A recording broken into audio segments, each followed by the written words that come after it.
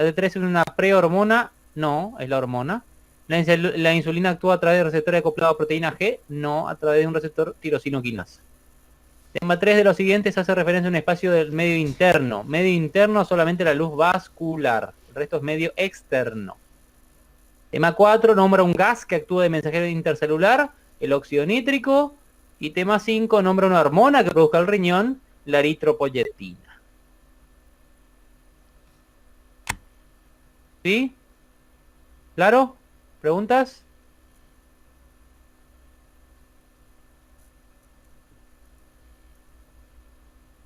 ¿Está bien?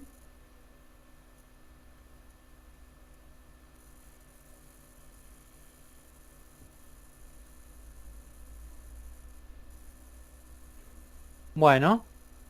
Pero ya les digo, eso es solamente de ubicación, no genera ninguna nota ni nada por el estilo. Y ustedes no la van a ver en sus planillas. Tranquilícense, era para saber dónde estábamos parados. Y de hecho todavía no corregí, así que tengo que ver. Bien. La siguiente parte es un poquito de morfología cardíaca. El corazón es un órgano con funcionamiento autónomo, el corazón funciona Pro- solo, pero... ¿Sí? Profe, ¿te puedo hacer una pregunta, por favor? Sí. Hoy más temprano el señor comentó respecto de la presión arterial que el 12/8 ya es considerado como un poco elevado, ¿verdad? Prehipertensión. Sí. Sí. Eh, Eso se cambió medio que recientemente, ¿verdad? No, Los rangos. Y, no tanto. No ah, tan recientemente, ¿eh?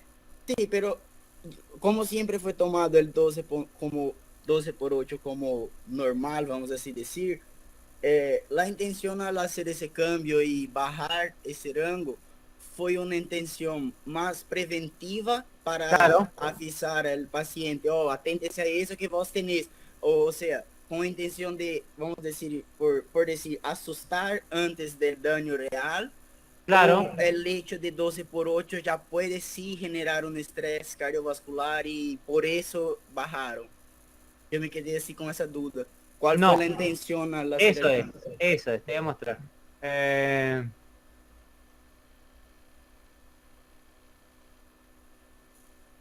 Espera. La idea es esa, es justamente lo que vos me decís. De... Ahí, no sé si la ven. Está cargando. Ahí. Ya. Ahí ven, dice normal por debajo 120 y por debajo de 80. 120, 80 quedó ya como, acá dice elevada, en realidad es, para nosotros ya es prehipertensión. Mm. Ya, y sí, la intención básicamente fue esa.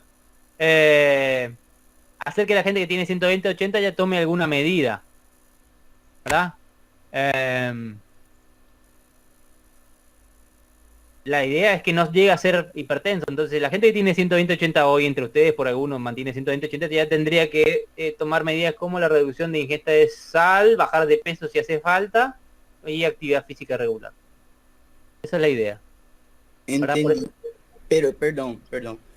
Pero no que ya cause algún No, daño no, o no, algo no, así. no. Por sí misma Ah, no. No, no. está bien. Muchas gracias, profe. Perdón Ya, interrumpir. ya. No, no, está bien, está bien. Excelente. No, no, no, está buena la aclaración. Eh, bien. Entonces decíamos, el corazón es un órgano con funcionamiento autónomo. Su bombeo reduce la presión venosa. O sea que al bombear, como el corazón retira sangre de las venas y la lleva a las arterias, lo que hace el corazón, básicamente, es reducir la presión venosa y aumentar la presión arterial. Genera el gradiente arteriovenoso y eso es lo que posibilita el flujo sanguíneo por los capilares y arteriolas, ¿verdad? ¿Qué pasa si el corazón se detiene? La presión arterial cae, la presión venosa sube, se igualan y si no hay gradiente no hay fuerza motriz, básicamente se detiene el flujo de sangre y en general se sabe por experimentos que la presión se estanca básicamente alrededor de 7, 8 milímetros de mercurio, tanto en arterias como en venas. O sea, cuando se para el corazón, todo el sistema, la presión se queda en 7, 8 milímetros de mercurio. Como no hay gradiente, no hay movimiento. Entonces, ¿por qué se genera esa presión si no hay bombeo? Es la presión por el solo hecho de haber sangre dentro.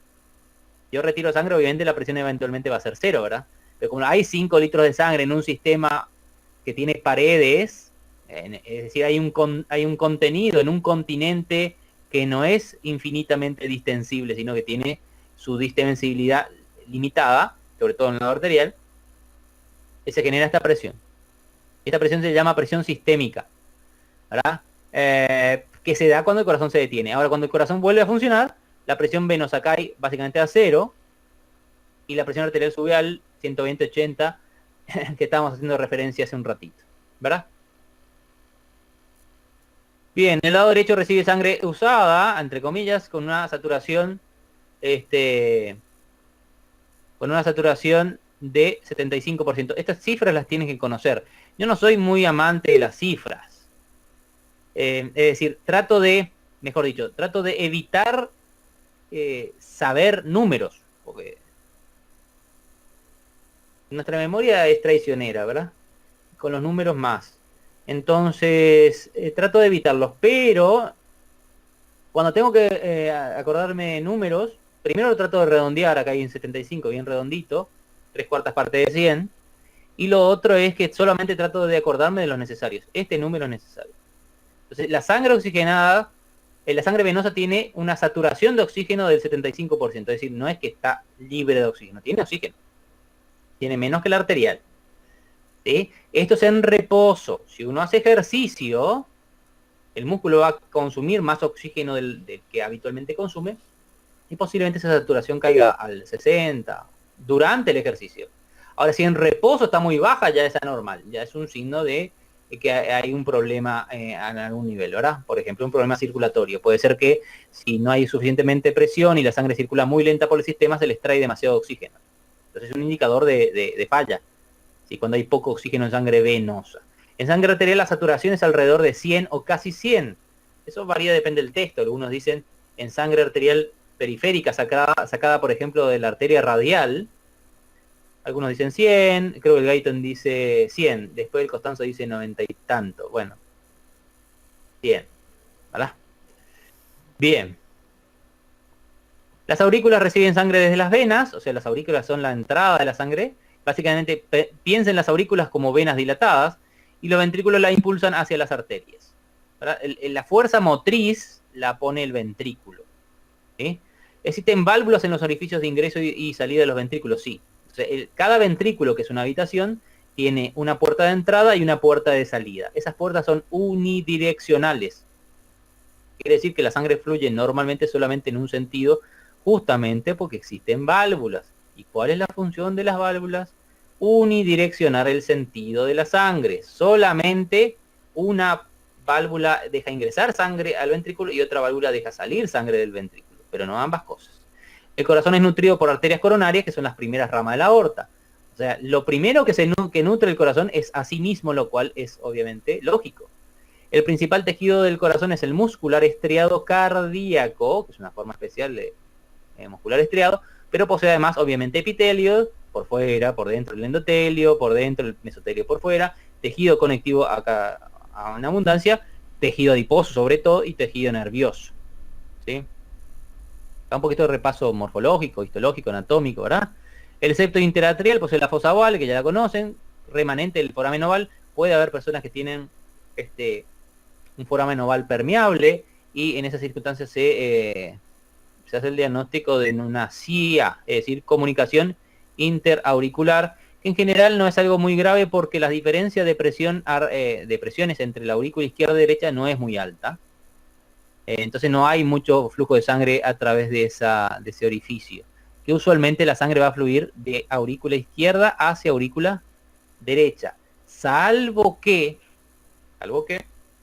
el paciente haga una maniobra valsalva como defecar, en cuyo caso podría haber invertirse el flujo porque la presión del lado derecho podría sobrepasar la del lado izquierdo en la aurícula, en el ventrículo jamás. En el vértice del triángulo de Koch, que es el tendón de Todaro, válvula traviesa y orificio AB, se encuentra el nódulo auriculoventricular, que es parte del sistema de conducción que vamos a ver. El ventrículo derecho forma la mayor parte de la cara anterior del corazón. El orificio AB y el tracto de salida están separados por la cresta supraventricular. Hay cuestiones anatómicas que por ahí ustedes ya no recuerdan porque ni yo recordaba hasta que vi la necesidad de recordarlas, porque la anatomía tiene importancia cuando se asocia a función. Si no es decorado. Y en general en la naturaleza no existen los decorados. Es decir, todo lo que hay tiene un diseño especial es porque hay una razón funcional. Que la hayan visto en anatomía o no la hayan visto en anatomía es otra cuestión. En mi experiencia usualmente no ven la razón funcional cuando dan el curso de anatomía, porque la anatomía típicamente es descriptiva. ¿Qué quiere decir? Y esto es así y asá. ¿Para qué? Lo verán después en fisiología, lo cual a mi punto de vista es un error. ¿Por qué? Porque mi cerebro necesita saber por qué, ¿verdad? Es cuando los niños preguntan, ¿y por qué? Y bueno, uno no tiene que contestar, no es porque sí, y después te van a explicar. No, explícame por qué, porque mi cerebro necesita saber por qué, así me lo voy a recordar mejor. En el caso del ventrículo derecho, la cresta supraventricular, básicamente es una pared incompleta que separa el orificio de entrada y el orificio de salida. Básicamente la sangre entra por un lado y sale completamente por el otro, separadas por este muro, ¿verdad? Lo cual no ocurre en el lado izquierdo. La orejuela izquierda es más pequeña, tiene un osteo estrecho. Este comentario lo hago básicamente porque la orejuela izquierda, un apéndice de la aurícula izquierda, es el lugar preferido de formación de coágulos en las personas que tienen fibrilación auricular. La fibrilación auricular es una arritmia muy frecuente en los ancianos y en gente cardiópata, también en gente que con razones normales, pero más frecuente en ancianos y cardiópatas, que predispone a las embolias y por lo tanto al ACV, al accidente cerebrovascular cardioembólico. ¿Y dónde residen esos coágulos? En la orejuela izquierda, ¿sí? El ventrículo izquierdo forma la punta, la cara lateral y la mayor parte de la cara inferior del corazón. Posee orificios arteriovenosos y arterial contiguos. En el caso del ventrículo izquierdo, el orificio de entrada y de salida están lado a lado. Y en realidad la separación es funcional, no es anatómica. Eso implica que si una de las válvulas tiene problema, puede afectar el funcionamiento de la otra válvula porque está al lado. El clásico ejemplo, que lo van a estudiar en semiología, es el famoso soplo de Austin Flint, ¿sí? Que es un soplo de estenosis mitral, como si la válvula mitral estuviera cerrada, pero la válvula mitral es sana.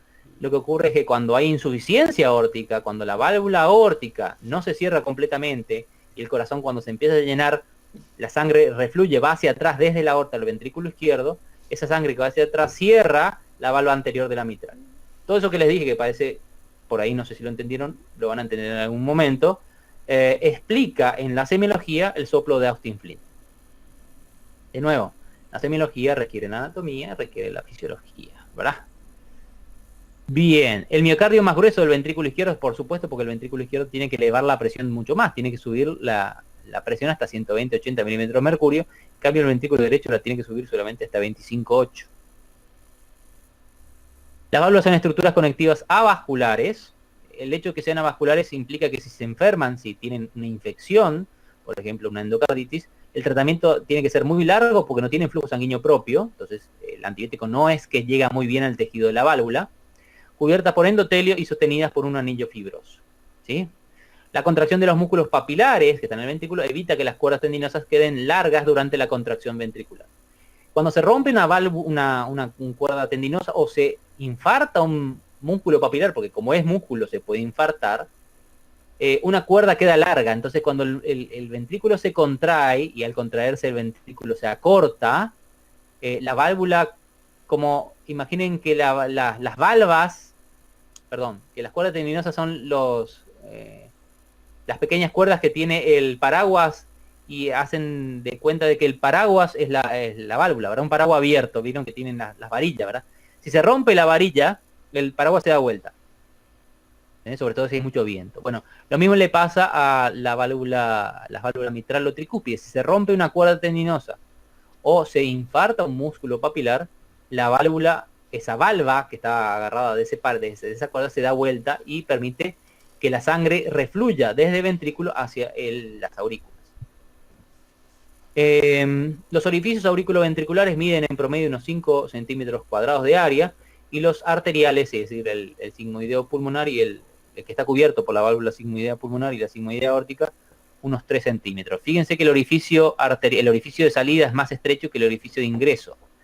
¿El tamaño importa? Sí, casi siempre. Lo importante acá que es que a mayor tamaño de orificio, menos resistencia, es decir, que es muy fácil que la sangre pase de aurículas a ventrículos porque el orificio es grande.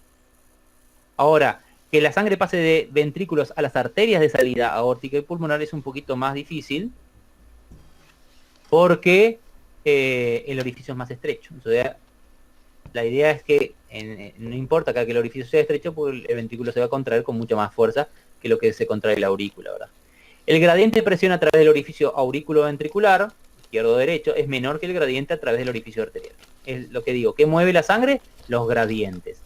¿Cómo el orificio AB es más grande que el orificio arterial? El gradiente AB se puede dar el lujo de ser menor que el gradiente a través del orificio arterial. A mayor área, menos resistencia, por ende, menos esfuerzo tengo que hacer.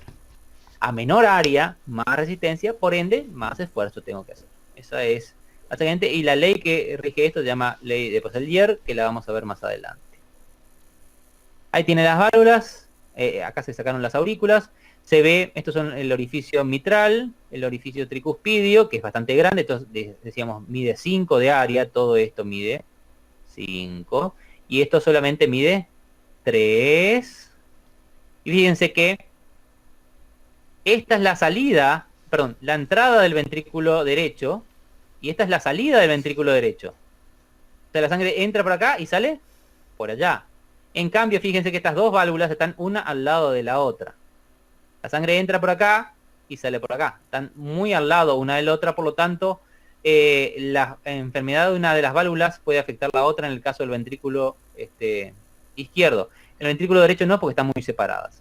La otra cosa que se ve es esto, este tejido gris, que es el trígono fibroso.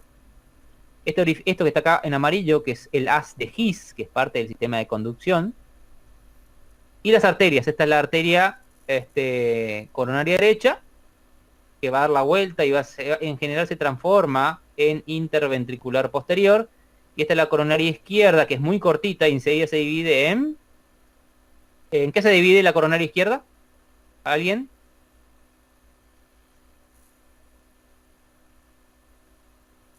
Coronaria izquierda se divide en...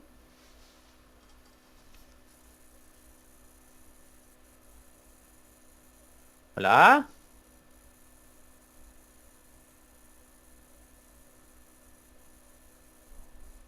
¿Están ahí?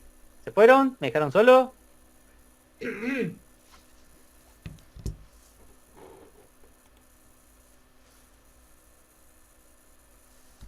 Circunfleja y ¿qué?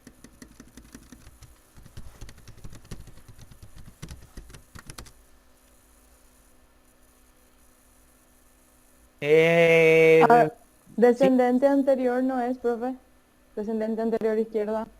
Sí, bueno, sí, la descendente anterior está bien y la circunfleja. Circunfleja. Sí, Sí. es cierto. El término interventricular es muy anatómico. El término más clínico es cierto, es descendente anterior y la interventricular posterior sería la descendente posterior.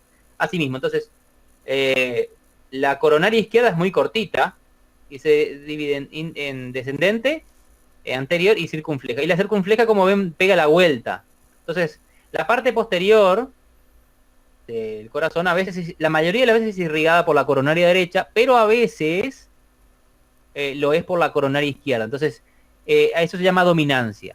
La mayoría de las veces la dominancia es derecha, es decir, la descendente posterior es rama de la coronaria derecha. Sobre 60-65% de las veces. El resto de las veces, eso depende de la anatomía de cada uno, la circunfleja es la que genera la descendente posterior. La descendente anterior, que es conocida como la DA, esta es la circunfleja, la coronaria derecha, y esta es la circunfleja, que así se escribe. Estas tres son las consideradas los tres vasos del corazón. En realidad son dos arterias, porque son dos coronarias, pero funcionalmente funcionan como tres. Cuando escuchen la palabra, el paciente tiene enfermedad de tres vasos, hace referencia a que el paciente tiene afectado estos tres: la coronaria derecha, la descendente anterior y la circunfleja. La coronaria arteria, y si tiene enfermedad de 3 vasos, tiene que ir a una cirugía de bypass. La descendente anterior es la conocida como la arteria que da, viudas, porque es la arteria que más afecta a los infartos que son mortales. Y el término que da viudas es porque el infarto de por sí de miocardio es más frecuente en el varón que en la mujer. Y no tiene nada que ver con cuestiones modernas de discriminación, sino es biología pura.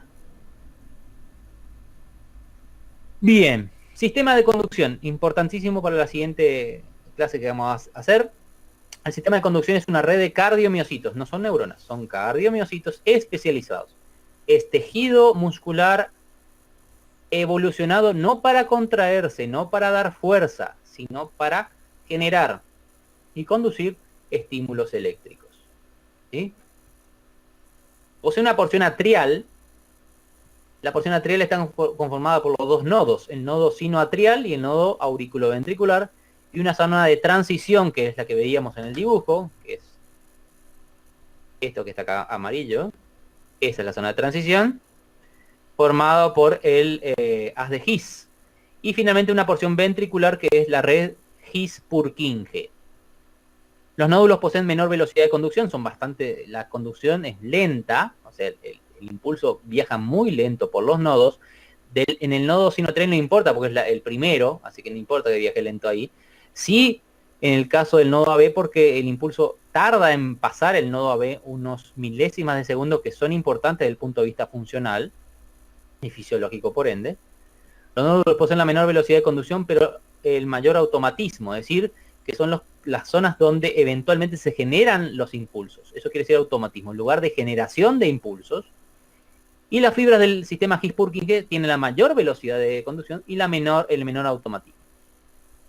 Fíjense que dice menor automatismo, no dice sin automatismo. Es importante, todo el sistema de conducción eventualmente puede generar impulsos, despolarizaciones, potenciales de acción. El músculo de trabajo, es decir, el músculo de fuerza, es decir, el músculo fuera del sistema de conducción, habitualmente no es automático, es decir, no genera impulsos. Eso es cuando es normal. Pero en circunstancias particulares sí lo puede hacer, en circunstancias patológicas, ¿verdad? Como toda cuestión jerárquica, el sistema de conducción tiene una jerarquía, y el que manda usualmente es el nodo sinoatrial, y no hay otro marcapaso porque se manda. Pero en situaciones patológicas puede aparecer más de un marcapaso y robarle protagonismo y aparecer obviamente arritmias, que es las que vamos a estudiar. Bien. Este es el esquema más fácil que se me ocurre de un sistema de conducción. Este es el nodo sinoatrial. Este es el nodo auriculoventricular. Estas son las conexiones. Hay una vía rápida y una vía lenta entre ambas. El impulso usualmente viene por acá y llega al nodo AB. Por supuesto que se reparte en el músculo atrial. Acá el músculo atrial no está. Esto amarillo es el trígono fibroso, que es un lugar donde no hay conducción eléctrica. Acá no hay conducción eléctrica. El único punto donde puede atravesar entonces el impulso es este punto, que es la porción penetrante del haz de His. Eso quiere decir que si esa zona se daña, como es músculo, se puede infartar, puede morir. Esa zona se daña, y las aurículas quedarían eléctricamente aisladas de los ventrículos. Y en realidad no habría una organización en el latido. Las aurículas serían estimuladas y sufrirían contracción por los estímulos del nodo sinoatrial, pero los ventrículos no, porque no llegaría hacia abajo, porque esa zona está muerta. Entonces, en esas situaciones, esto se llama, y lo vamos a ver en arritmia, se llama bloqueo auriculoventricular de tercer grado o bloqueo AB completo. Los ventrículos, la única porción del sistema de conducción que está en los ventrículos es el haz de His-Purkinje. Entonces, estas zonas tienen cardiomiocitos automáticos, y alguno de esos cardiomiocitos toma el papel de marcapaso. ¿Cuál es el problema? El problema es que el número de impulsos que va a generar por minuto va a ser muy poco. Tengan presente que la frecuencia natural de disparos del nodo sinoatrial de los cardiomiocitos del nodo sinoatrial es de 60 a 100. Por eso consideramos frecuencia cardíaca normal de 60 a 100. ¿Sí? El nodo AB, que también tiene automatismo, dispara entre 40 y 60. Y el sistema por debajo, el sistema ventricular, las fibras de Purkinje y demás, dispara básicamente de 20 a 40. A estas frecuencias de disparo y por de contracción, o sea, 30 latidos por minuto, no alcanza para entregar el gasto cardíaco suficiente, para obtener una presión suficiente, para tener un flujo sanguíneo suficiente. Entonces la persona usualmente o se siente muy mal, o está disnéica, o está medio inconsciente, o perdió el conocimiento, porque el corazón está latiendo en forma muy lenta, 20, 25 por minuto. ¿Sí?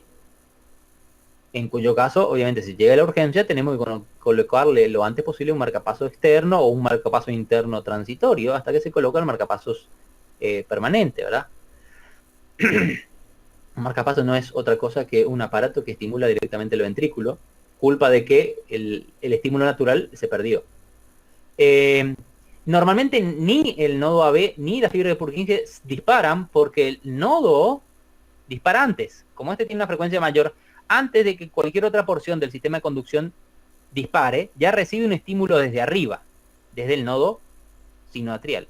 Y al despolarizarse, entra en periodo refractario y todo vuelve a punto cero. Entonces nunca voy a ver un disparo, salvo que el nodo sinoatrial disfuncione, existe una bradicardia muy extrema, o se corte la transmisión a través de el nodo AB y el haz de His, ¿verdad? El nodo sinoatrial es el marcapasos fisiológicos, donde normalmente tenemos el impulso, proporciona ritmo y frecuencia del ciclo cardíaco. El nodo AB posee menor excitabilidad, por lo tanto tiene una frecuencia menor. Funciona de filtro. ¿A qué se refiere filtro? Eventualmente, si por acá hay alguna arritmia, acá hay un foco de arritmia que empieza a disparar, como este tiene velocidad de conducción más lenta, muchos de los impulsos van a quedar estancados acá. Entonces el ventrículo va a tener menos estímulo. Por ejemplo, si hay un foco de arritmia y que genera, por ejemplo, 300 latidos por minuto, que sería una barbaridad, el ventrículo no va a latir a 300, va a latir posiblemente a 150, porque el nodo AB va a filtrar 2 de cada uno. Es decir, un latido va a pasar, o un estímulo eléctrico va a pasar, y el otro no va a pasar. La razón, el nodo AB tiene un periodo refractario. Ustedes ya saben que es periodo refractario. No sé si tengo que entrar en detalle otra vez, repasar qué es periodo refractario.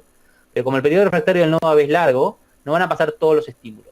Eso salvaguarda la función ventricular, porque si el ventrículo latiera 300 veces por minuto, no tendría tiempo de llenarse de sangre. Por lo tanto, no podría bombear, por lo tanto, no tendría presión ni flujo, y por lo tanto, entraría en un shock. ¿Sí? Entonces, es importante el papel de filtro del nodo AB. Posee menor excitabilidad funcionando de filtro y marcapaso suplente. Ambos nódulos son nutridos por las ramas de la coronaria derecha, o menos frecuentemente por la coronaria izquierda. Eso es importante que recuerden. Por eso los infartos, las obstrucciones, las enfermedades de la coronaria derecha se pueden asociar a enfermedades del nodo AB, como el bloqueo auriculoventricular, o enfermedades incluso del nodo sinusal, ¿verdad? El haz de His es la porción que conecta eléctricamente los sinsitios auricular y ventricular.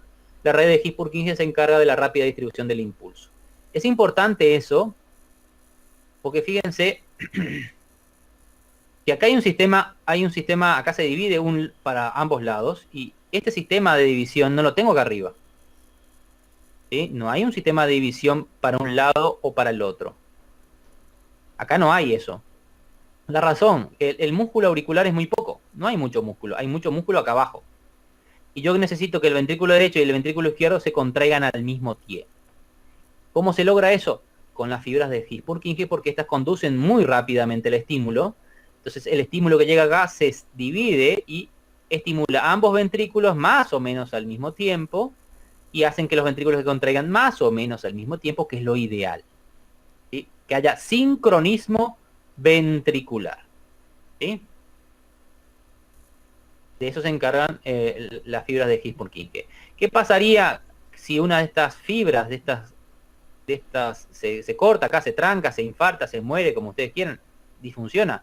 Sencillamente el impulso iría para un lado y después por músculo común y corriente, porque recuerden, todo el músculo está conectado eléctricamente a través de uniones tipo gap. Recuerden que el músculo estriado cardíaco, las células están conectadas eléctricamente unas con otras por uniones tipo gap.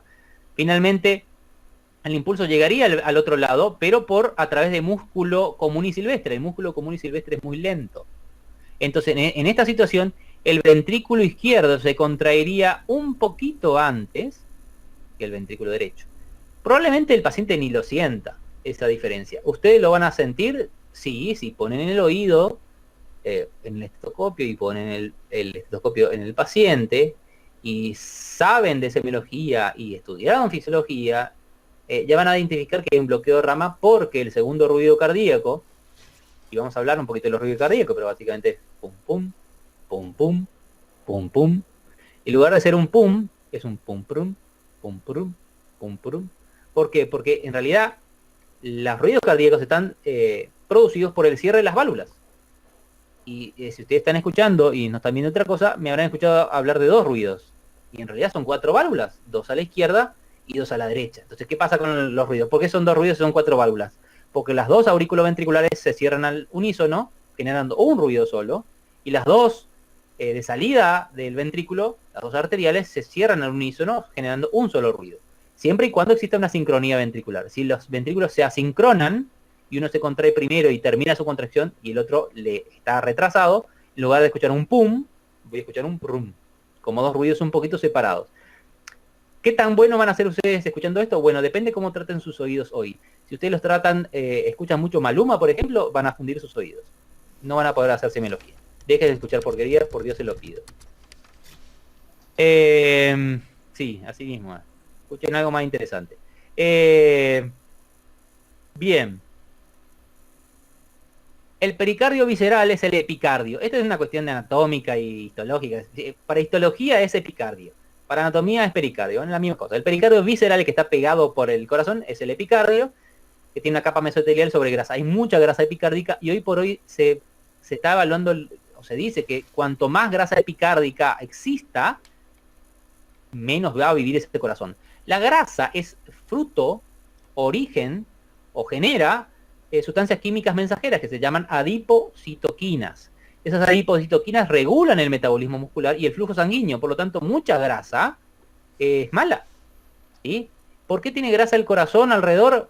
Primero, como amortiguación. Segundo, como fuente de nutricia. Ahora, la gente que tiene obesidad mórbida, la cantidad de grasa epicárdica puede ser muy grande y puede afectar el flujo sanguíneo coronario, ¿verdad?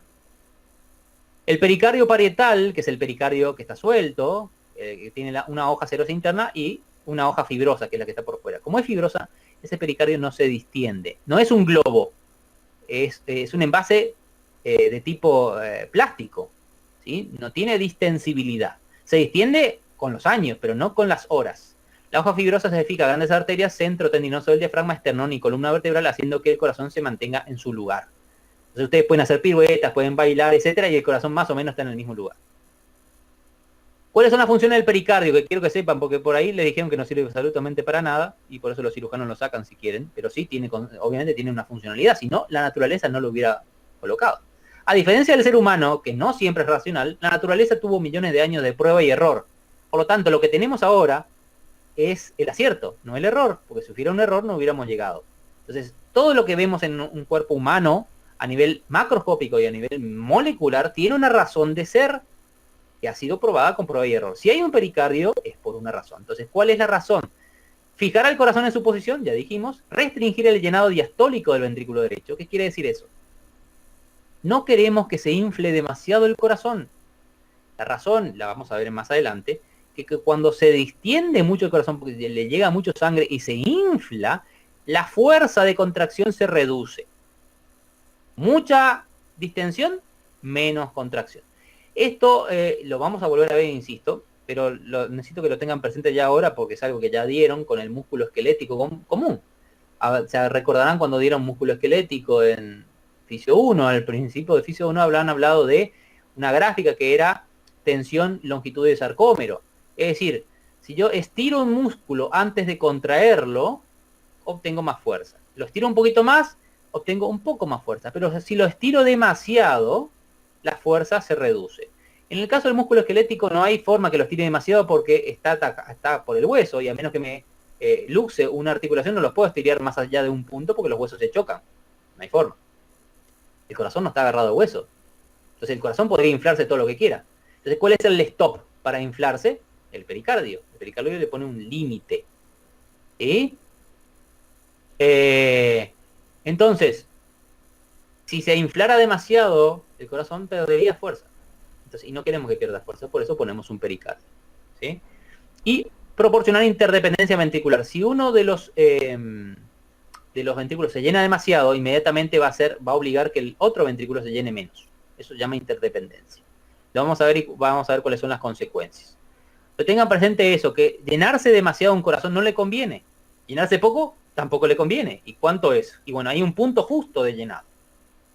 ¿Sí? Lo mismo van a tener que evaluar ustedes. Llega un paciente con una disfunción cardíaca, tendrán que evaluar si el corazón está funcionando mal porque tiene poca sangre adentro o si tiene exceso de sangre adentro, porque la terapéutica es diametralmente opuesta. En un caso tienen que poner suero, en otro caso tienen que darle diuréticos.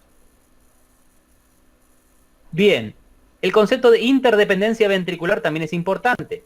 Los ventrículos son dos, pero son interdependientes, o tienen interdependencia, dependen uno del otro funcionalmente. La interdependencia en serie, recuerden que serie, por si por ahí no lo tienen en mente, serie es así, uno después del otro. Y paralelo es así, perdón, uno y acá está el otro, ¿verdad? Entonces paralelo es una cuestión, serie es otra. Habla de interdependencia en serie porque lo que bombea un ventrículo lo recibe el otro. Entonces, lo que bombea el ventrículo derecho, lo que es gasto cardíaco para el ventrículo derecho, es retorno venoso para el ventrículo izquierdo. Y lo que es gasto cardíaco para el ventrículo izquierdo es retorno venoso para el ventrículo derecho. Como es un sistema cerrado y es un círculo cerrado, todo vuelve. Todo lo que bombeo para un lado, vuelve por el otro. Entonces, si el ventrículo derecho bombea poco, el ventrículo izquierdo recibe poco y por ende bombea poco. Ejemplo de esta interdependencia y donde tiene importancia, por ejemplo, el taponamiento, en el TEP, en el tromboembolismo pulmonar. Imagínense que un coágulo sale de la pierna de una paciente, señora de 70 años, obesa, que está encamada y que tiene un cáncer de útero. Eso facilita la formación de coágulos en las piernas, en las venas popliteas o venas femorales, las profundas de la pierna. Por algún mal movimiento, por mala suerte, no era su día, no leyó el horóscopo, qué sé yo, sale ese coágulo y viaja hacia la aurícula derecha, al ventrículo derecho, como encuentra cada vez un lugar más amplio en el sistema circulatorio y no se tranca, hasta que pasa la arteria pulmonar, pasa las ramas de la arteria pulmonar y se encaja en una arteriola pulmonar. O en una arteria fuente, depende del tamaño del coágulo. Inmediatamente lo que pasa es que el ventrículo derecho no puede bombear a través del pulmón hacia el ventrículo izquierdo. Esa paciente muere, muy posiblemente, en shock cardiogénico, porque el ventrículo izquierdo no está recibiendo sangre, porque el ventrículo derecho no estaba pudiendo atravesar la circulación pulmonar porque había un coágulo de por medio. Estas situaciones usualmente se previenen. Tratar y sacar a un paciente de un tromboembolismo pulmonar usualmente es muy difícil, ¿verdad? Es una situación bastante grave. Después, existe una interdependencia en paralelo. Se debe a que poseen una pared en común, que es el tabique, y ambos están rodeados por el saco pericárdico. Entonces hay una interdependencia en serie y otra en paralelo. El pulso paradojal, que es una cuestión que van a ver en semiología, que se llama pulso paradojal a la reducción de la presión arterial sistólica más de 10 milímetros de mercurio durante la inspiración. Es decir, cuando el paciente hace... Obviamente, la presión dentro del tórax se reduce, por eso el aire entra.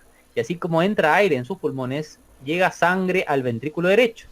Pero, como inflo mis pulmones, la sangre se atasca en el pulmón y el ventrículo izquierdo recibe menos sangre. Por lo tanto, la presión arterial es normal que baje. Nuestra presión arterial es más baja durante la inspiración que durante la expiración. Lo cual si no lo habían pensado, piénsenlo ahora. El corazón está en el tórax y el tórax cambia su presión, por lo tanto cambia la presión dentro del corazón cada vez que ustedes inspiran o expiran. ¿Sí? Y cuando la caída de presión durante la inspiración es más de 10 milímetros de mercurio, se llama ese hallazgo pulso paradojal. Y es casi diagnóstico de un taponamiento cardíaco, es cuando el saco pericárdico está lleno de líquido. Ese líquido puede ser pus, sangre, suero, dulce de leche, lo que ustedes quieran, pero comprime al corazón y comprime más al ventrículo derecho, porque el ventrículo derecho tiene una pared muy finita. ¿Sí? Entonces, al inspirar sucede este pulso paradojal, ¿verdad? Que lo van a ver en semiología y lo vamos a ver después en esquema. El shock, y se define como shock hipotensión arterial, y no hay una cifra para la hipotensión arterial. Cuando la gente dice, tengo 90-60, tengo presión baja. No, si siempre tenés 90-60 es tu presión. Usualmente para un varón es muy raro 90-60, salvo que sea cirrótico, tenga alguna patología. Los varones, como somos más grandes y somos más pesados, usualmente tenemos más presión. ¿Sí? Las mujeres usualmente son más pequeñas, más livianas, tienen menos presión arterial. ¿Sí? Usualmente la mujer maneja 100-60, 90-60, ¿verdad? Obviamente con la presión arterial más baja están más predispuestas a los mareos y a los descensos de presión cuando cambian de posición. Entonces es más frecuente eso en la mujer que en el varón. Ahora el varón, disculpen la palabra, iba a decir una palabra con C, imagínense la cual va a ser. Empieza con C y termina en on. Dices ese, digamos que es, usando un eufemismo sería el sinónimo de sensible o miedoso, ¿sí? Si me entienden. El varón es mucho más miedoso y reacciona muy mal a la sangre, por ejemplo. Cuando vean los varones jóvenes, sobre todo varones de la edad de los que están presentes, 20, 25, por ahí, cuando le sacan sangre, o cuando donan sangre, muchas veces se desmayan. La mujer no. La mujer es mucho más dura en ese sentido, pero sí, como la presión es más baja que la del varón, usualmente cuando cambia de posición, se para de golpe, por ahí se marea un poquito, ¿verdad? Eso es habitual. El varón se hace el macho, pero cuando ve sangre o ve su sangre salir, ya se siente mal, ¿verdad? Eso es típico. En las urgencias me pasa siempre y me cuesta trabajo porque la enfermera me dice, doctor, el señor se siente mal. Y ves el paciente está blanco y lo único que estaba haciendo la enfermera, le estaba poniendo una vía o le estaba haciendo una extracción de sangre. Que pase eso en las mujeres, yo nunca lo vi realmente. Puede pasar, pero es muy raro. Bien, comentario aparte.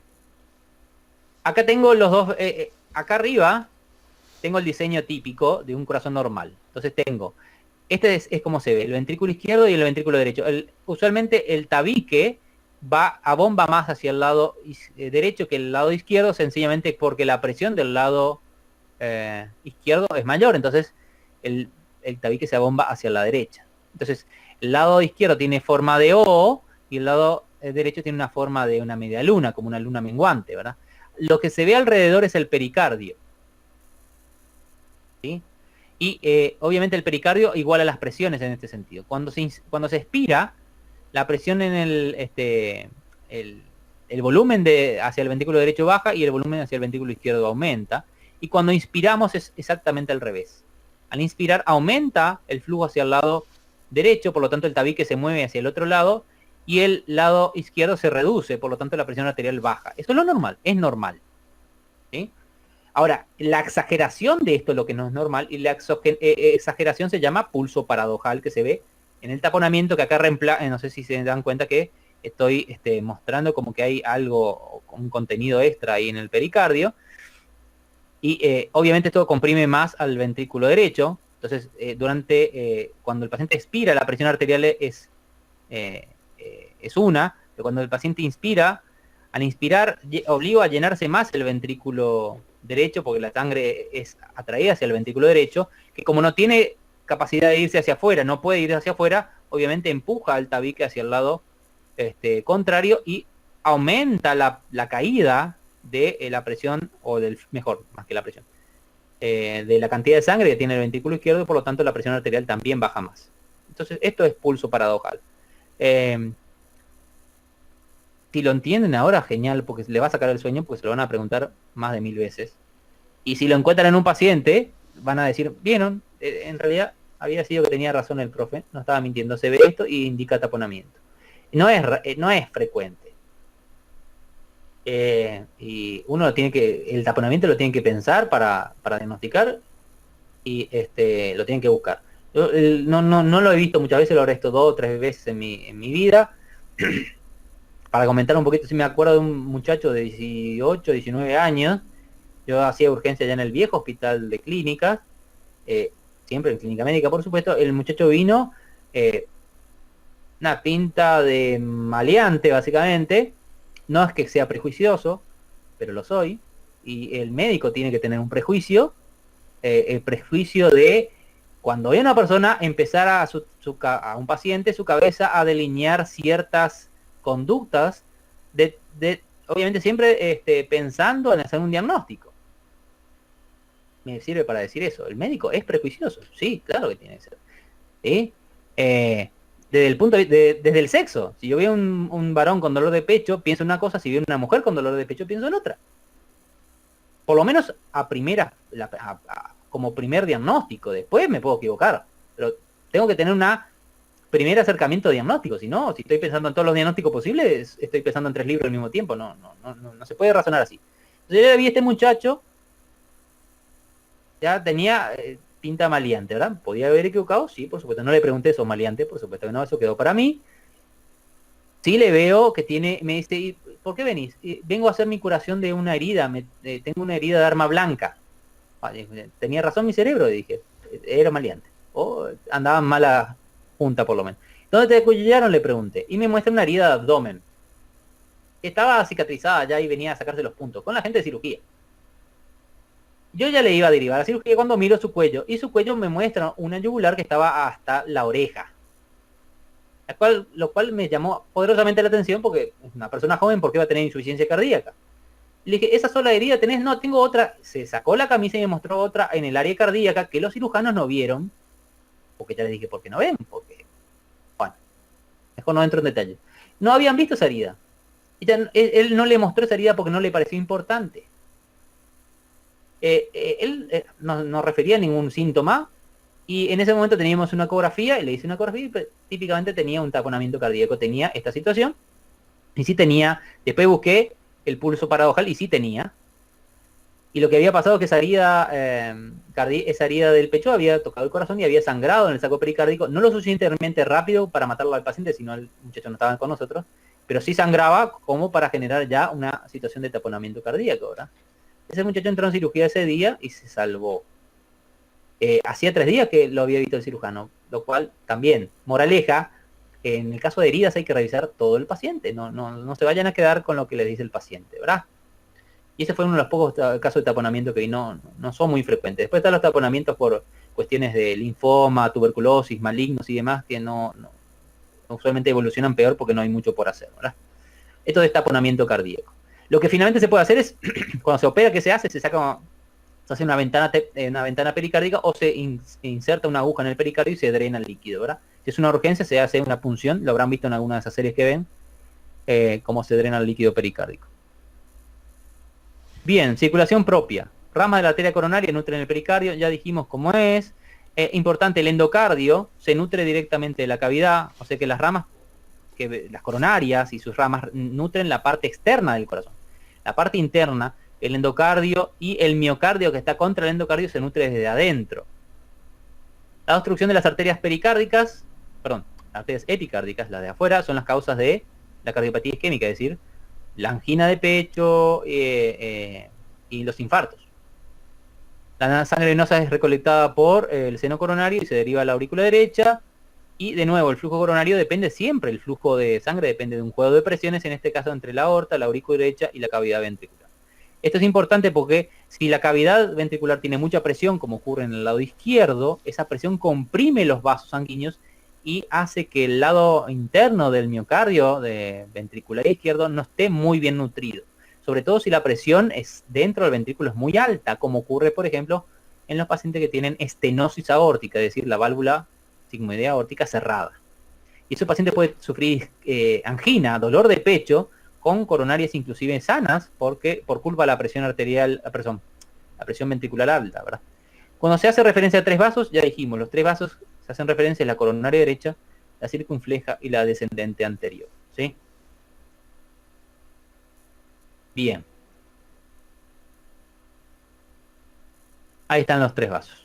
Descendente anterior, coronaria derecha y circunfleja. Tengan presente que tienen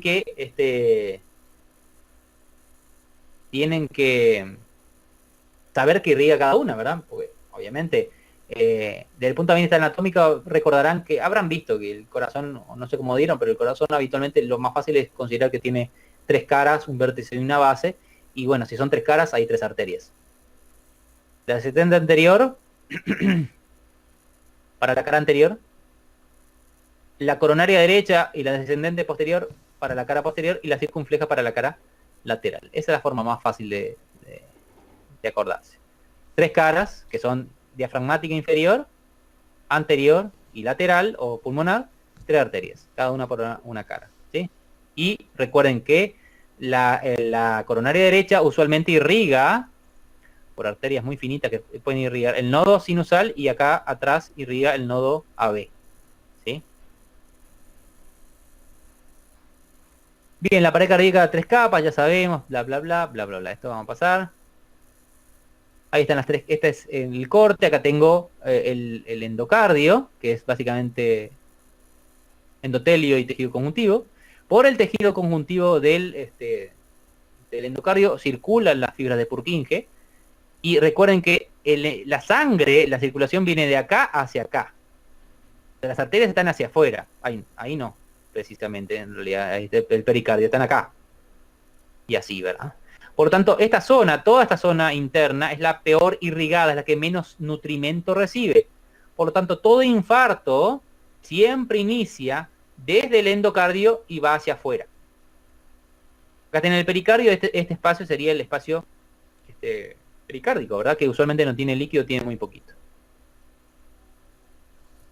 Cardiomiocitos, células largas, estriadas, mononucleadas, ramificadas. Recuerden esto, están interconectadas eléctricamente a través de las uniones tipo gap y mecánicamente a nivel de los discos intercalares, ¿sí? O sea, tiene una unión eléctrica y mecánica. Existen cardiomiocitos de trabajo, que son los que se contraen, y los cardiomiocitos del sistema de conducción, que pueden ser nodales, o los del sistema de His-Purkinje. Entonces, cuando yo digo cardiomiocitos de trabajo, ya tienen que asumir que es cardiomiocitos del sistema de contráctiles, ¿verdad? Auriculares o ventriculares, y cuando digo cardiomiocitos del sistema de conducción, estoy haciendo referencia a nodales o del sistema His-Purkinje. Los ventriculares poseen una abundante mitocondria. Obviamente el metabolismo de este músculo es oxidativo, si tiene que estar latiendo continuamente, es un músculo de resistencia. Recordarán que los músculos estriados esqueléticos se dividían en tipo de fibra, había fibras rojas, fibras blancas y sus variantes. En este caso sería como una fibra roja, porque es un músculo de resistencia, con metabolismo aeróbico, muchas mitocondrias, ¿sí? Tubos T. Los tubos T solamente se presentan en los cardiomiocitos ventriculares, solamente en los cardiomiocitos ventriculares. Y tienen un retículo sarcoplásmico bien desarrollado. La membrana del tubo T de los cardiomiocitos forman con las cisternas del retículo la estructura llamada diada. Lo que en el músculo esquelético se llama triada, acá se llama diada. ¿Por qué? Para cambiar nombre seguramente, porque básicamente es la misma cosa.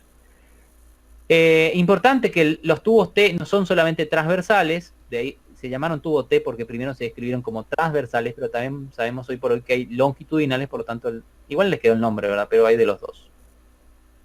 Bien. Esta no sé qué hay acá, no hay nada.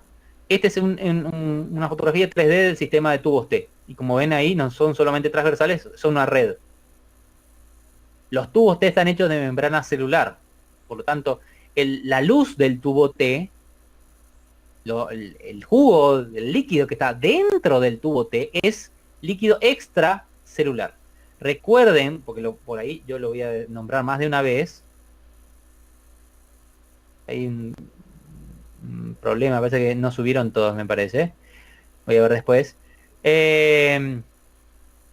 Cuando yo hablo de líquido extracelular, es lo mismo que medio interno.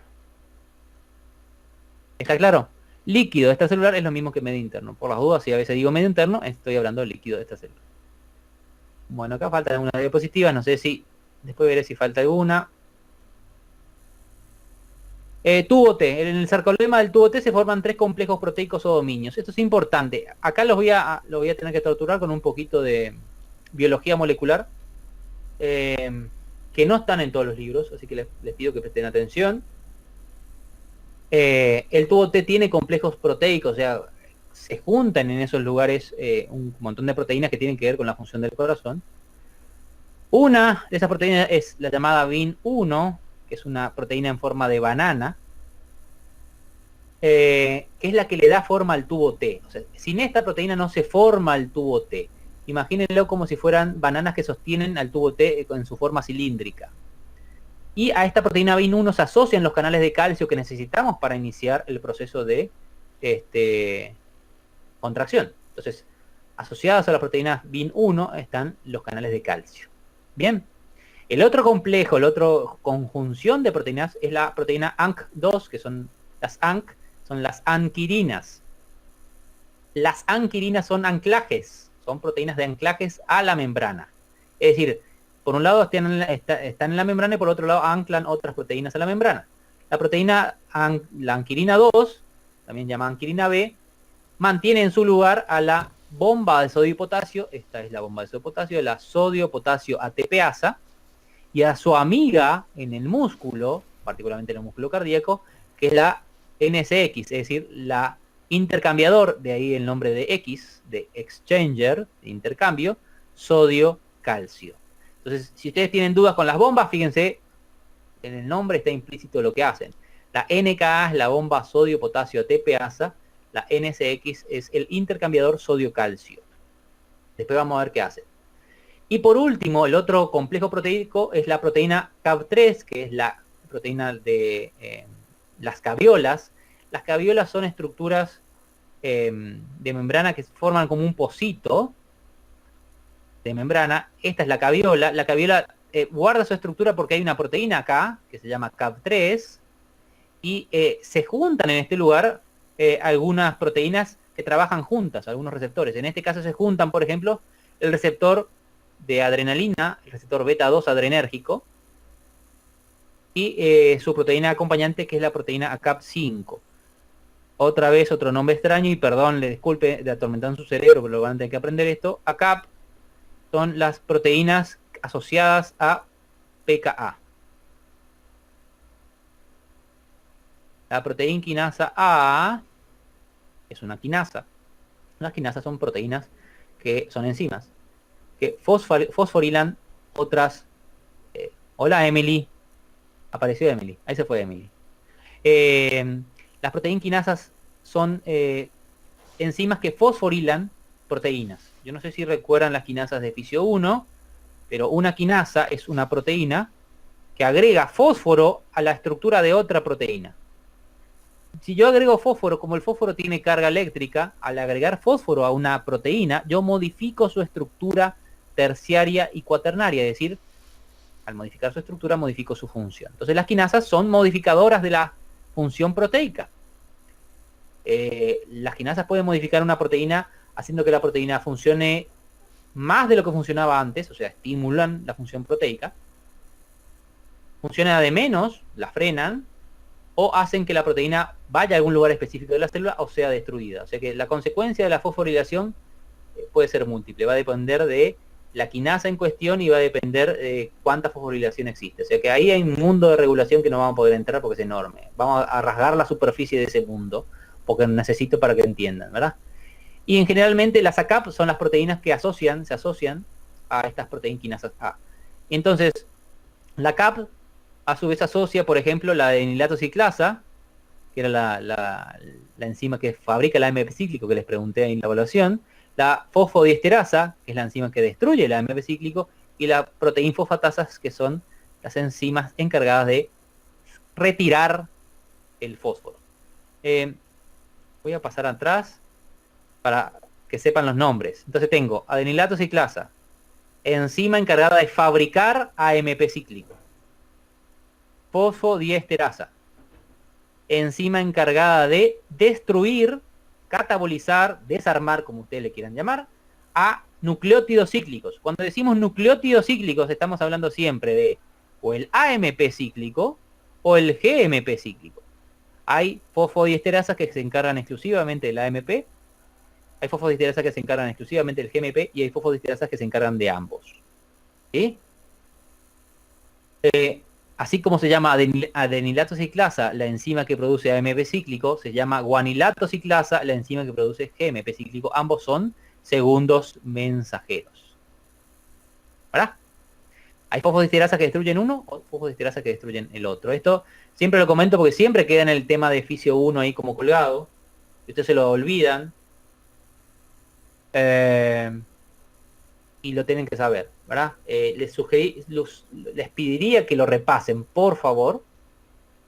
Es otra cosa que el alumno no quiere hacer, no quiere repasar, porque dice, ya estudié eso, no quiero volver atrás. Bueno, el médico tiene que siempre volver atrás. Pues no hay forma de acordarse todo el tiempo. Entonces la única forma es repasarlo si no se acuerdan, ¿verdad? Las fosfodiesterasas destruyen AMP cíclico y GMP cíclico. ¿Sí? Típicamente la fosfodiesterasa 3 destruye AMP cíclico y la fosfodiesterasa 5 destruye GMP cíclico. Esas son las más importantes. ¿Conocen algún inhibidor de la fosfodiesterasa 3? Pregunto al grupo. Hola, grupo. Inhibidor de la fosfodiesterasa 3, algo de uso cotidiano, todos lo usan, todos lo consumen.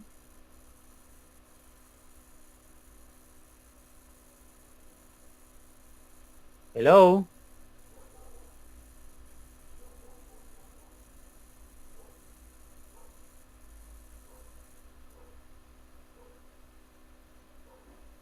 ¿No sabe? Bueno, muy bien. Es importante decir no sé. Es más peligroso el que inventa algo y no sabe. El médico tiene que saber decir no sé. Gracias, Susana, y gracias, Ancian, por el comentario, porque me hicieron acordar de eso. ¿Qué tiene mi paciente, doctor? No sé. ¿Cómo no sabe? Y no, la medicina no es fácil, si no usted sería médico. No le digan eso. No sé. Vamos a investigar. Ahora no le puedo decir qué tiene, ¿verdad? No sé. ¿Y puedo saber todo lo que ustedes me preguntan? No, es imposible que sepa todo lo que ustedes me preguntan. Les puedo decir, hoy no sé, mañana voy a averiguar y quizá para la próxima les digo, pero no puedo saber todo. Por eso, preguntaba por ahí, se les dijo. La cafeína es típicamente un inhibidor de la fosfodiesterasa 3. Y todos toman café para estar despiertos. O para digerir mejor después de una comida, como bajativo, ¿verdad? Es el efecto de la cafeína. Entonces, ¿qué hace la cafeína? Y al inhibir la enzima que desdobla, destruye, cataboliza el AMP cíclico, lo que hace la cafeína es aumentar la potencia o el efecto de cualquier hormona o mensajero que utilice como segundo mensajero el AMP cíclico. Ejemplo, la adrenalina. Quiere decir que si yo me inyecto adrenalina y después tomo café, el efecto de la adrenalina va a durar más y va a ser más intenso. Por eso en los gimnasios toman café después de hacer ejercicio o antes. ¿Sí? ¿Para qué? Para aumentar el efecto de la adrenalina y el sistema simpático durante el ejercicio. ¿Para qué? Para bajar de peso, por ejemplo, porque la adrenalina estimula la lipólisis a nivel del tejido adiposo. ¿Cuál será el efecto no deseado de eso? Y vas a tener más taquicardia y por ahí tener temblor de manos. Si sos un oftalmólogo y estás a punto de operar, por favor no tomes café. No, sería bueno temblar cuando uno está haciendo un corte en el ojo, ¿verdad? Ahora, para el fosfodiesterasa 5, que es el del GMP que usa el óxido nítrico, el compañero lo preguntó, el óxido nítrico usa como segundo mensajero el GMP cíclico. El óxido nítrico es un vasodilatador y a los hombres nos encantan los vasodilatadores porque nos hace funcionar como hombres. En el sentido reproductivo o en el sentido de placer, ¿verdad? Entonces, si no puedo dar placer desde el punto de vista reproductivo si no tengo óxido nítrico, y el óxido nítrico trabaja GMP cíclico. Yo puedo hacer que el GMP cíclico que liberó el óxido nítrico dure más si inhibo la fosfodiesterasa 5 y la fosfodiesterasa 5 es inhibida por sildenafil. Es el conocido Viagra, ¿verdad? Ahora, la fosfodiesterasa 5 también tiene que ver con la visión de los colores. Por lo tanto, una persona que consuma, varón o mujer, porque se pueden dar para otras situaciones que no sean la reproducción, el sildenafil, pueden tener alteración de la visión de los colores, claro, porque no es que el sildenafil va y se va al pene, va a todo el cuerpo, entonces afecta todo lo que tiene que ver con fosfodiesterasa 5, incluso la visión de los colores. ¿Sí? Ahí está la cafeína. Repásenlo y en algún lugar lo van a encontrar. Bien.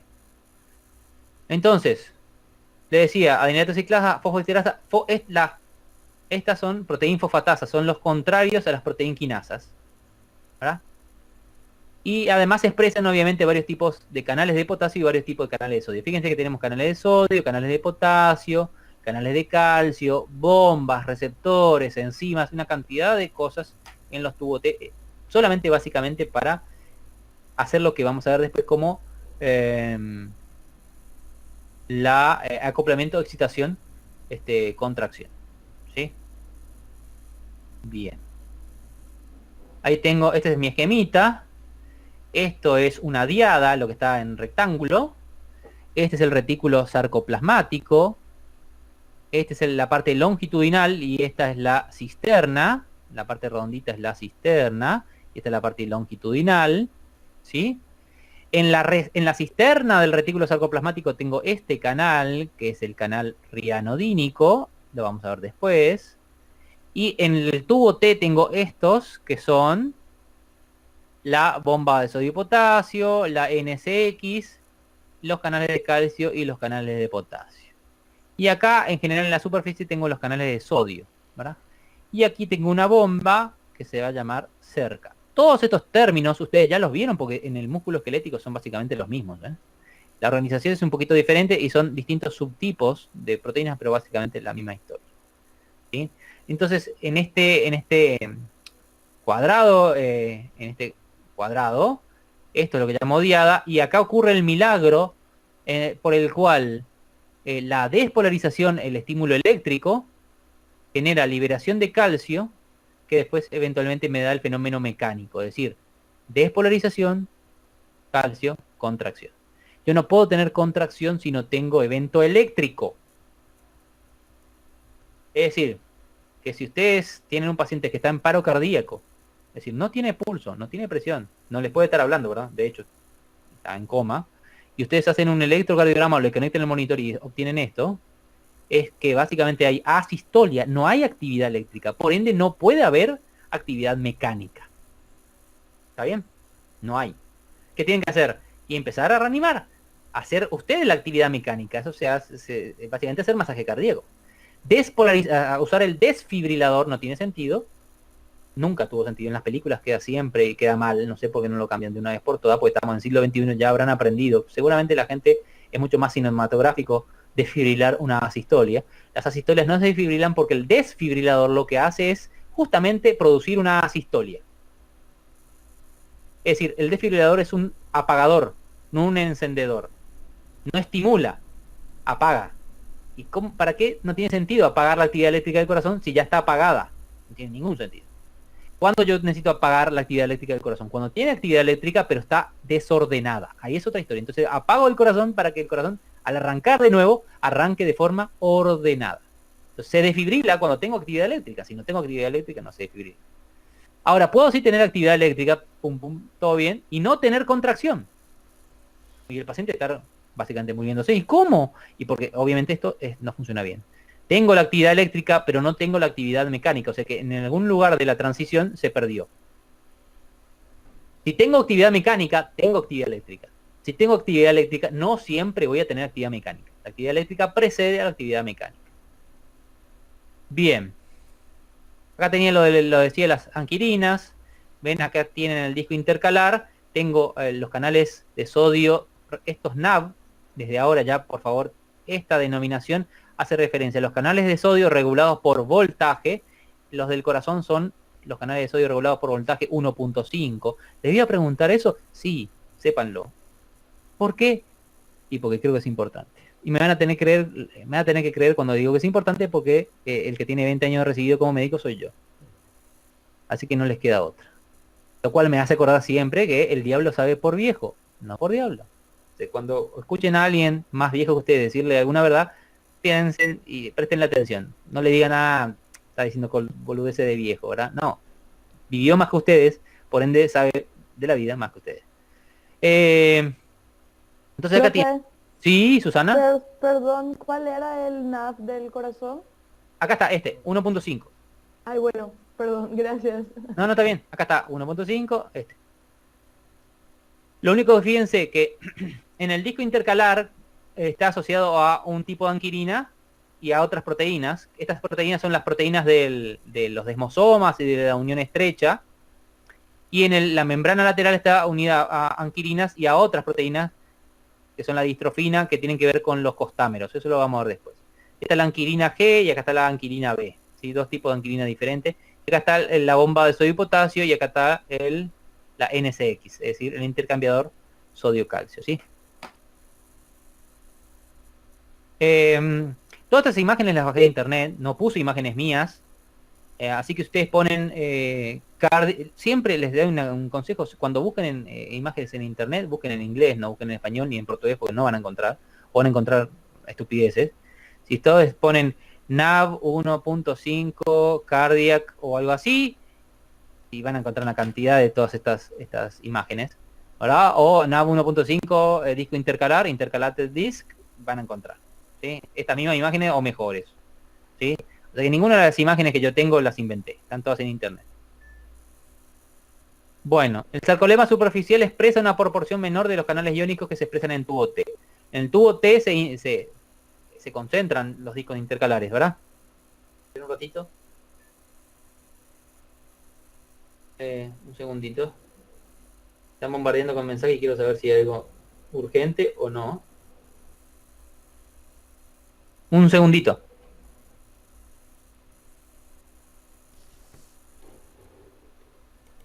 Pues enseguida no vamos a estar mucho más. Enseguida voy a dejar descansar su mente y la mía. Le decía, en el tubo T se concentran muchos de estos canales, menos que en el sarcolema superficial. En la parte superficial van a haber concentración de canales de sodio y potasio que tienen que ver con el potencial de acción. Que es otra cosa que quiero que repasen, ¿verdad? No vamos a tener tiempo de repasar punto a punto el tema de potencial de acción, necesito que ustedes ya lo sepan. Además existen transportadores de nutrientes, por ejemplo los GLUT. El GLUT son los encargados del transporte de glucosa.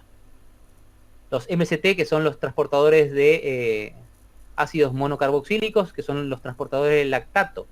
El CD36, que tiene que ver con el transporte de ácidos grasos. ¿Sí? ¿Por qué? Porque justamente lo que consume el miocardio es o ácidos grasos, o lactato, o glucosa. ¿Verdad? El sarcolema superficial además expresa los receptores adrenérgicos como el beta 1 y el beta 2 en el tubo T en caviolas, ¿verdad? Hay receptores, esos son los beta 1 AR, quiere decir beta 1 adrenergic receptor, es decir, receptor de adrenalina tipo beta 1. Hay beta 1 y beta 2. El beta 1 es casi exclusivo del corazón. El otro lugar donde encontramos beta 1 es en el aparato yuxtaglomerular. Los beta 2 básicamente están en el corazón y están en todo el músculo liso, donde ustedes nombren músculo liso, hay beta 2. Bronquial, intestinal, de la vía urinaria, la vía el útero, etcétera, etcétera. Bien. Vea foto. Hoy por hoy se habla mucho de en la insuficiencia cardíaca, los cambios moleculares de la insuficiencia cardíaca, y fíjense que en un corazón sano usualmente tengo más beta 1, mucho más beta 1, que son los azules, que los beta 2, y los beta 2 están usualmente sumergidos o en el tubo T o en caviolas. Pero cuando el corazón empieza a desfallecer, empieza a funcionar mal, los beta 1 se van reduciendo y empiezan a aumentar los beta 2, lo cual es deleterio para la célula porque la célula empieza, el beta 2 se puede asociar a encender cascadas que en realidad deprimen la función cardíaca. ¿Qué pasó acá? ¿La naturaleza se equivocó? ¿Por qué está reduciendo aún más la función cardíaca? Lo que está haciendo es proteger la célula cardíaca contra la muerte. Es decir, reduce su función con la esperanza de que la célula no se muera. El problema es que lo que ocurre a la larga es que ese corazón entra en un ciclo vicioso posiblemente y cada vez funcione peor.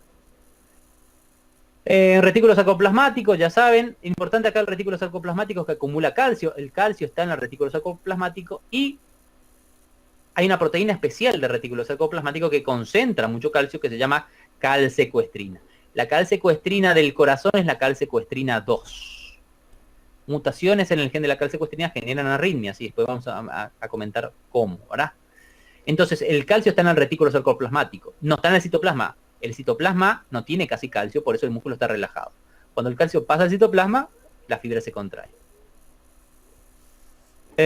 Acá tienen la diada, tengo la asociación de proteínas de la diada. En el tubo T, el canal de calcio, que es el CAV 1.2. En el retículo sarcoplasmático tengo el canal rianodínico tipo 2. Y estos forman una asociación de forma tal de que cuando este se abra, este se abre. De forma muy parecida a lo que ocurre en el músculo esquelético, con la salvedad importante de que en el músculo esquelético no entraba calcio del medio interno, no entraba calcio desde la luz del tubo T. Y aquí sí, aquí entra calcio por acá y ese calcio hace que salga más calcio por acá. Y hay mucho más calcio.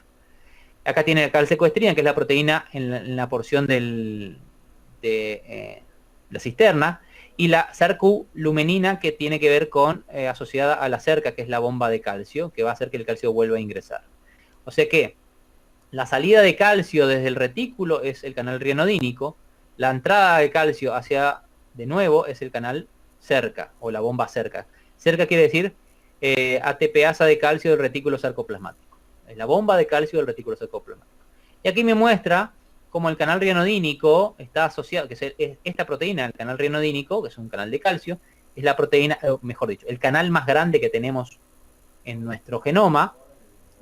No es la proteína más grande, la proteína más grande es la titina, que también está en el corazón, pero este es el canal más grande, y está asociado a proteínas. Fíjense, del lado de adentro tengo la calcecoestrina juntando calcio, y acá a los costados tengo a la yuntina, y otra que está por ahí se llama triadina. Yuntina y triadina y calcecoestrina forman un complejo que hace que el calcio esté justito ahí en la boca del canal rianodínico, porque cuando el canal rianodínico se abra, el calcio salga. La razón de por qué tengo una proteína para fijar calcio es para que pueda haber mucho calcio. ¿Por qué? Porque el calcio que está unido a la proteína no cuenta como calcio, entonces permite que más calcio pueda ingresar. Entonces, cuanto más calcecoestrina tenga, más calcio puedo acumular. Y fíjense como la calcecoestrina, cuando hay mucho calcio, forma como un conglomerado, y esto se disuelve liberando el calcio cuando el calcio se reduce. Bien, ya comentamos todo esto, la cerca, etcétera, etcétera. Es importante, para ir terminando, el canal rianodínico es la principal vía de salida del calcio, almacenado en el retículo sarcoplasmático. ¿Sí? En el corazón se expresa el canal rianodínico tipo 2. ¿Y cómo se abre el canal rianodínico? Se abre en respuesta al aumento del calcio en el citoplasma. En ese sentido, es una forma de retroalimentación positiva. Es decir, entra calcio y se abre el canal rianodínico, que hace a su vez que salga calcio, lo cual hace que más canales rianodínicos se abran en respuesta al calcio, lo cual hace que salga más calcio. Entonces tengo una situación de retroalimentación positiva que hace que el calcio se salga del citoplasma, interactúe con las miofibrillas y genere contracción. Yo quiero relajación, lo único que tengo que hacer es volver a ingresar el calcio al retículo. Como el calcio sale por difusión facilitada, debe ingresar por transporte activo. Entonces tengo una bomba que se llama cerca. La actividad, esto es importante, la actividad del canal rianodínico es potenciada, fíjense, por proteína quinasa A, que es la activada por AMP cíclico, proteína quinasa G, que es la activada por GMP cíclico, la calcio-calmodulina 2, la quinasa activada por calcio-calmodulina 2, que es activada por calcio, el óxido nítrico, que justamente es el que activa la PKG, la cafeína y el alotano. El alotano es un fármaco. Por ahí uno de ustedes va a ser anestesista. No usamos mucho, se usa como anestesia inhalatoria, ¿verdad? Lo hacen oler alotano y se duerme. En Estados Unidos se usa mucho eso en pediatría, en veterinaria y en los odontólogos también, para anestesia odontológica, ¿verdad? El tema es que el alotano estimula la proteína quinasa, el canal rianodínico, y si el canal rianodínico estuviera funcionando mal, podría dejar salir mucho más calcio y generar una situación que después vamos a comentar. Es inhibida por dantroleno, que es un medicamento, sorcina, que es una proteína, fosfodiesterasa E, y esta proteína que se llama calstabina. ¿Sí? Acá lo que me importa por sobre todas las cosas es proteína quinasa A, proteína quinasa G, la calcio-calmodulina quinasa. Bien, y por el lado interno se asocia a calcecoestrina. Yo creo que hasta ahí vamos a ir. Esto es por qué se llama canal rianodínico, porque hay una planta que se llama Riana espinosa, que es una planta selvática amazónica, que si ustedes la consumen, básicamente tiene una muerte horrible porque lo que hace es bloquear el canal. ¿Sí? Y al bloquear el canal, básicamente dejan de contraer su músculo esquelético y su músculo liso, su músculo cardíaco y mueren. Entonces no vayan por la selva comiendo plantas que no conocen porque les va a ir mal. Y el otro canal importante de calcio, uno se llama canal rianodínico debido a esta planta, el alcaloide, y el otro canal se llama canal dihidropiridínico o canal de calcio tipo L, o de la familia de los canales de calcio 1. El nombre dihidropiridínicos hace referencia a estas drogas, no sé si las conocen, amlodipina, nifedipina, nimodipina. Estas drogas funcionan bloqueando el canal de calcio tipo 1. No tienen igual mucha implicancia a nivel cardíaco porque no llegan hasta ahí, no llegan hasta el tubo T, pero en el músculo liso sí tiene implicancia. ¿Sí? Entonces, a nivel experimental también.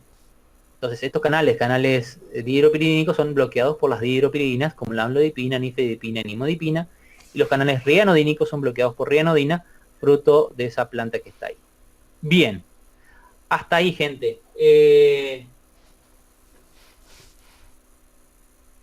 ¿Qué quería comentarles? Les voy a dejar mañana vamos a ir con esto. Para la otra semana, que ya sería inicio de proceso, primer proceso va a ser electrocardiograma. Yo les voy a dejar ejercicios de electrocardiograma. Lo que hacía habitualmente es darles clase de electrocardiograma. No voy a tener tiempo de darles clase de electrocardiograma. Lo vamos a hacer más corta. Van a entrar en mi canal de YouTube, porque sí, gente, tengo un canal de YouTube, y van a ver los tutoriales sobre electrocardiograma. Los van a ver durante este tiempo hasta la próxima semana, y la próxima semana, no mañana, la próxima semana les voy a entregar el trabajo sobre electrocardiograma. Que de nuevo, algunos van a hacer y otros van a copiar. Los que van a copiar se van a joder porque no van a aprender un pepino. Los que van a hacer, por más que se equivoquen, van a aprender. Siempre. De los errores, de hecho, se aprende más que los aciertos, ¿verdad? Así que eso va a ser para la próxima. Eso les voy a subir como material en el transcurso de hoy, mañana, o a lo sumo, sí, hoy, mañana, para que tengan el fin de semana ya. ¿Está bien?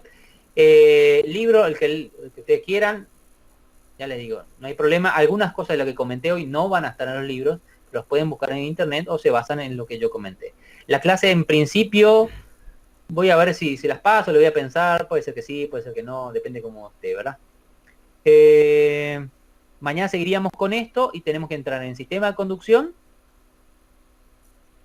potencial de acción, despolarización y inicio de electrocardiograma. O sea que mañana vamos a hablar de cómo se obtiene y demás, pero la clase en sí de electrocardiograma la van a ver en internet, pues ya tengo un tutorial hecho que está en mi página, en el canal de YouTube, y lo único que tienen que hacer para buscarme es poner Alexis Mateos en YouTube y ya me van a encontrar. No hay muchos más, creo que hay otro que no se parece y creo que no.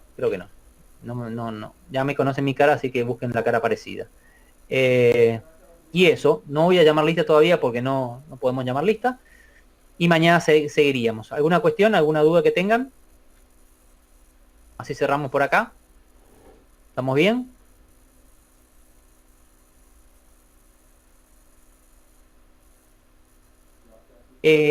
Por favor, para fijar todo esto que yo les dije, que ustedes actuaron muy pasivamente porque básicamente están de alumnos y algunos intervinieron. Espero que las próximas se animen más. No importa si equivocan. No importa. Para que se fije esto, porque ya les digo, fue muy pasivo, tienen que ir a leer ahora. Hoy. Lean. Entonces mañana me dicen, esto no entendí. O esto en el libro dice esto y usted dijo otra cosa. ¿Sí? Traten de leer hoy. 1 horita, 2 por lo menos. Algo. ¿Está bien? No se dejen estar. Bueno, gente. Ha sido un placer. Nos vemos mañana, ¿sí? Que estén bien. Lean. Chau, chau.